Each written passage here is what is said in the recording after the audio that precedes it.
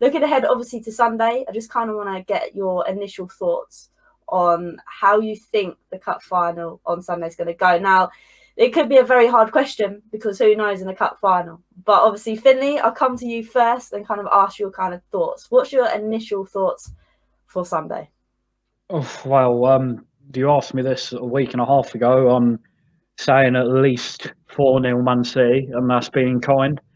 I think tonight, and I think the last sort of day or two with all this good news, it's made me as a fan a lot more confident. Confident might not even be the right word. A lot more positive. I look forward to the game now, whereas before, you just never dread a cup final as a fan. But like we've been saying, the toxicity and the sort of the poor nature around the club, really, it kind of was just like, oh, we've got to go and play a cup final against who happened to be the best team in the country, and we've got the third worst form in the league. It's not going to be fun.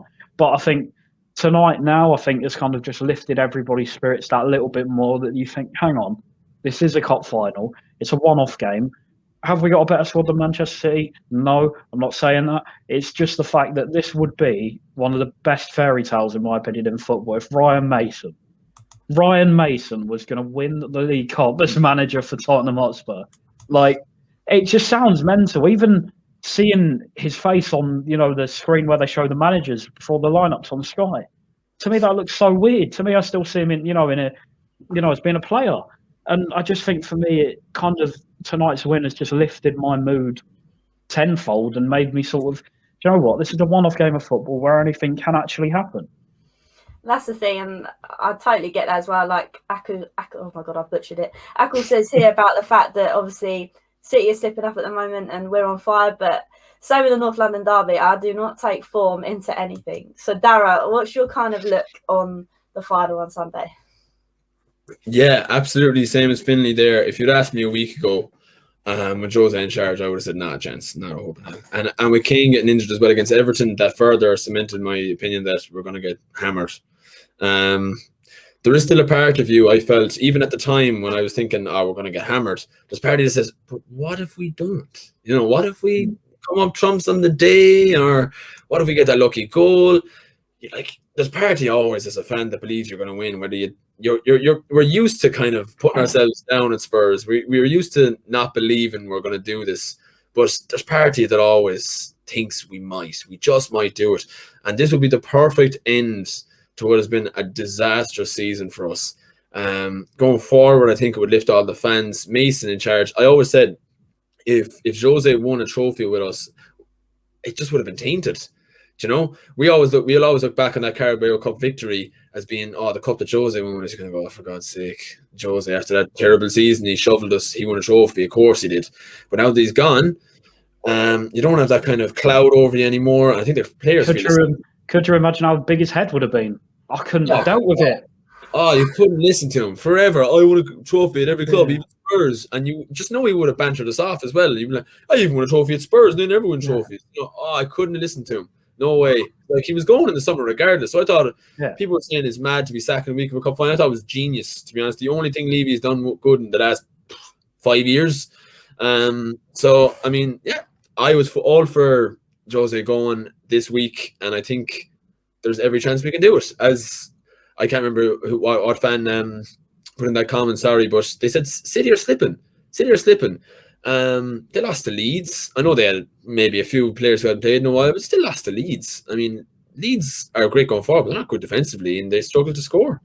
So I wouldn't be afraid of them. And Villa, I just checked my phone there, they're drawing with them, and they scored within 2 minutes. So we're seeing a little bit of fragility within City the last couple of weeks. I don't know, is it their focus on the Champions League, I'd imagine. You put that down to, so hopefully their focus is on the Champions League, because they're playing on Wednesday night, the following Wednesday after the final. So who knows? Could be the fairy tale Mason always wanted. For once, you never know. The stars might actually be aligning.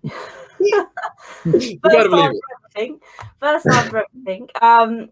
Let's just quickly, before we wrap this up, Aku again, who I'm going to butcher his name, has said Ryan Mason for permanent Spurs gaffer. Now, that is a big throw one out there. And Luke has also said, who do you guys want as a new manager? So, Finley, I'll come to you first. I know we spoke about this a little bit yesterday. What's your kind of thoughts on it?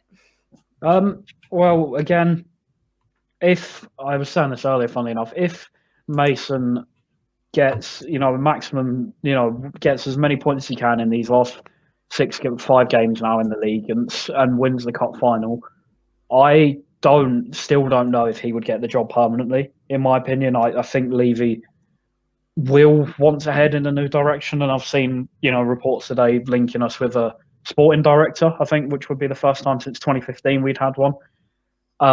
Now, an ideal scenario for me would be getting Ralf Rangnick in as sporting director and Julian Nagelsmann in as manager. Sadly, I think Bayern might beat us to him, to be honest. And let's be fair, who can blame him? Who can blame him? But I think that's who I'd try and go all out for. But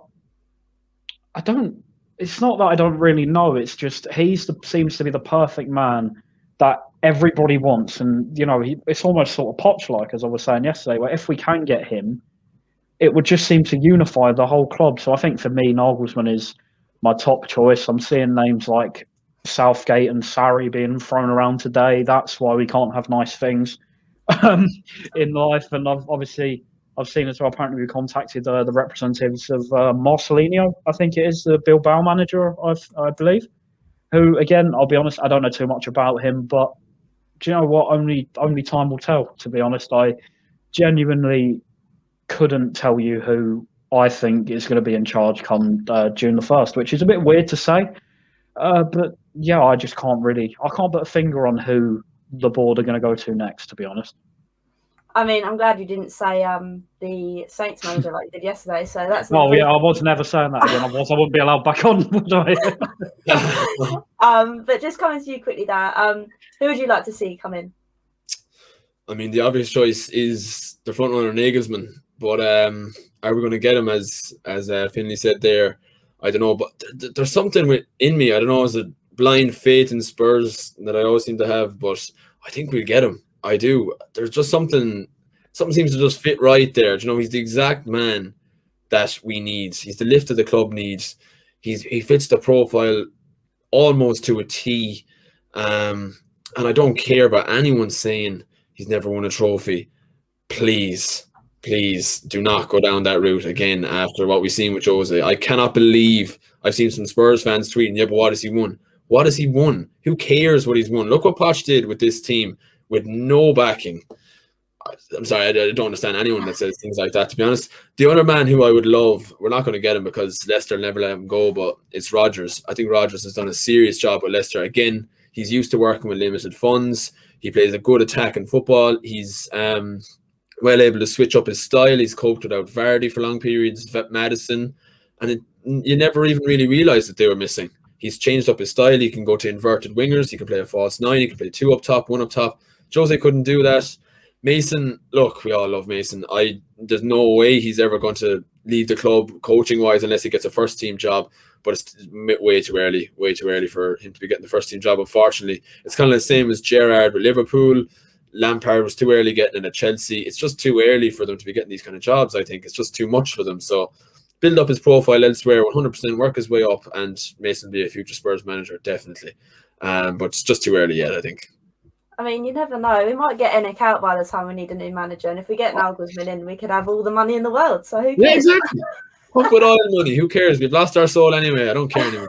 But to put it perfectly, like, again, us fans have actually managed to save football. And I know I've joked about money and all that, but I honestly think the new way forward is like the German model and just having 50% of the fans own it. Because at the end of the day, we are the soul and life of that team, not these greedy bastards at the top. Excuse my French, but it had to be said. But I want to say thank you to both of you joining me again. Finley, I know it was a bit late in the day for you coming on, and I want to say thank you for jumping in for Tanya. So where can everybody find you?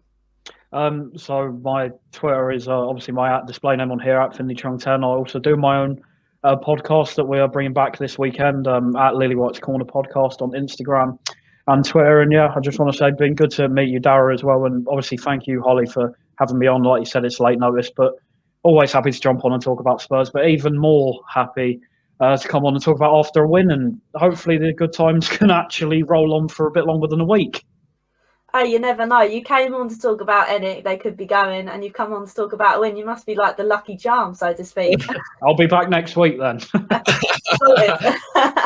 I'd also like to say thanks to Dara. Dara, where can everybody find you as well? Yeah, guys, you can find me at Spurs Views _ on Twitter. Not on any other social media or YouTube or anything, but whatever you do, guys, make sure you follow Hollie. It does amazing content. Subscribe to her channel, brilliant stuff. And Finley, likewise, mate. Great meeting you. I'll definitely be giving you a follow. And yeah, looking forward to hearing some of that podcast too, man. Definitely going to be tuning into that.